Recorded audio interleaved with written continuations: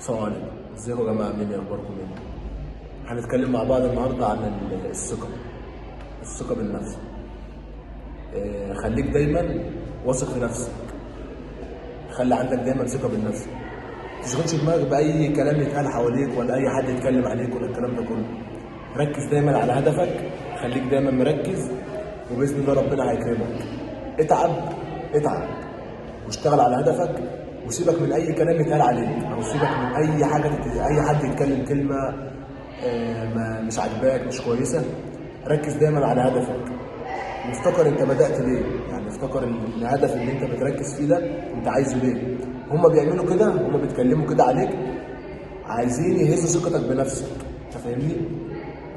فانا مش عايزك تبقى كده، يعني مش عايز حد ياثر عليك بكلمه مش كويسه. هو بيقول كلمه مش كويسه عشان هو مش عارف يبقى زيك، تمام؟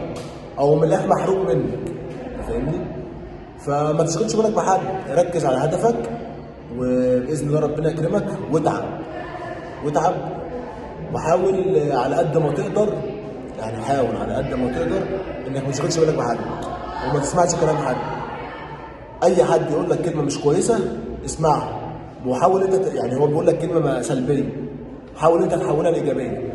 يعني انا اي حد بيقول لي كلمه سلبيه ما تعجبنيش الكلام ده كله، باخد الكلام منه بحوله انا لايجابي، انت فاهمني؟ يعني مش بتاثر بكلامه، بالعكس هو كلامه بيفيدني، يعني الكلام اللي هو بيقول عليه هو بيفيدني، انا بستفيد منه. فخليك دايما واثق في نفسك وكمل عشان حلمك، وباذن الله ربنا يكرمك، وربنا يكرمني وربنا يكرمك. السلام عليكم.